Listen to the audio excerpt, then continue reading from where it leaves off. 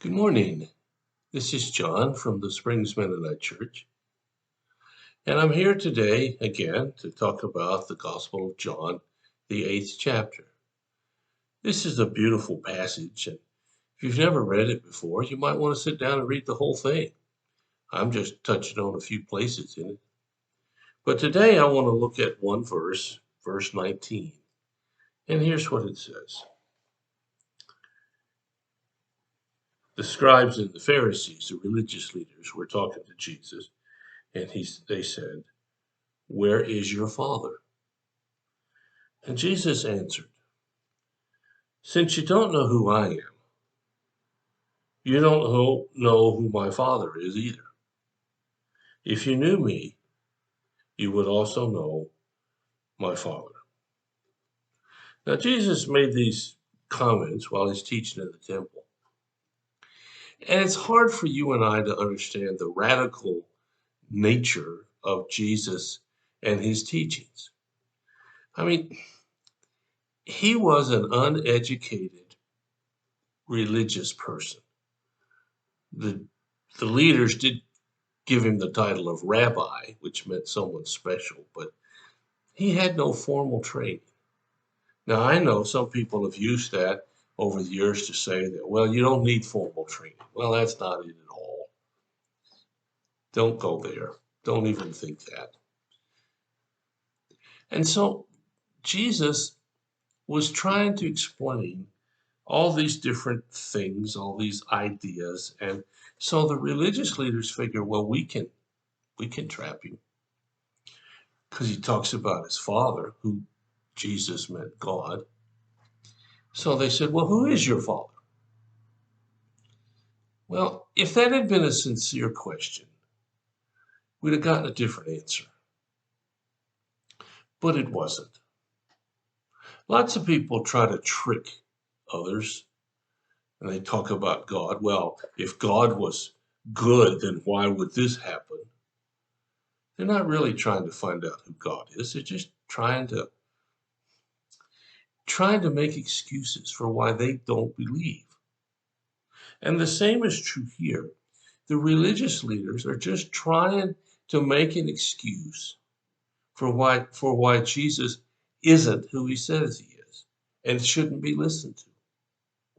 So his response is very, very revealing. He says, "Since you don't know who my Father is, you don't know who I am either."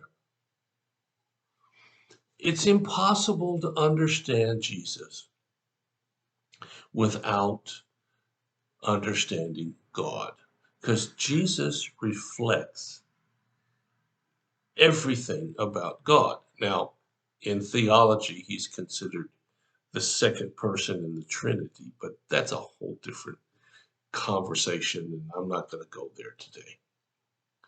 Jesus on earth reflected who God was.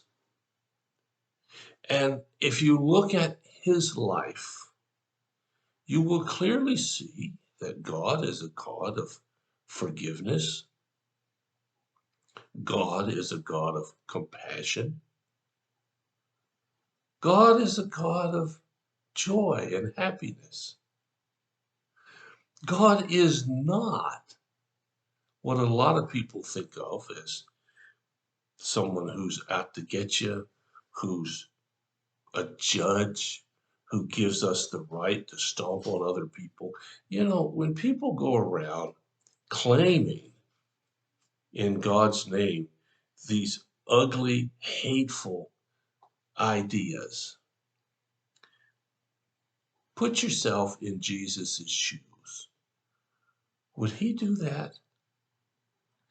And if he would, why isn't that recorded in any of the Gospels?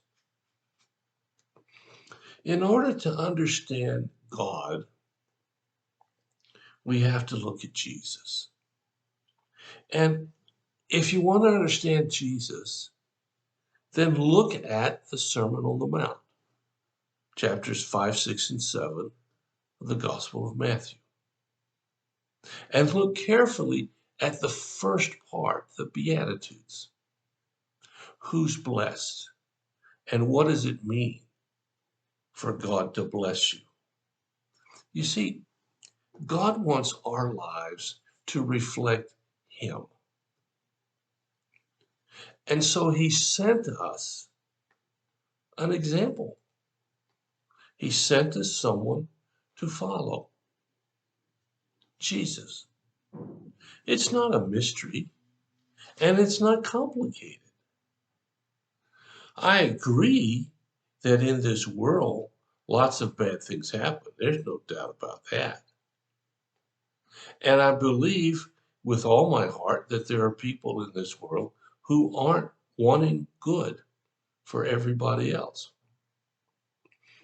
But it doesn't stop us from being like Jesus and following Jesus. He says here, if you knew me, you would also know my Father. How do we know Jesus? Well, we read about his teachings. We look at his life. We emulate what he did and said. Now, the woman caught in adultery, would you have said stone her? Would you have condemned her to death? Yeah, she deserved it according to the Old Testament law. But Jesus doesn't do that. The woman at the well who had multiple husbands, Jesus didn't say, you're a terrible person. The woman knew she already was violating God's laws. Jesus just said, well, go and sin no more. Jesus' first reaction, which ought to be ours, is to give people another chance. Now, before I get crucified with that statement, we're not talking about someone who is an abuser. You can give them a chance. You just can't let them abuse you anymore. You can care about them, but don't let them destroy you. Not trying to destroy them in the process.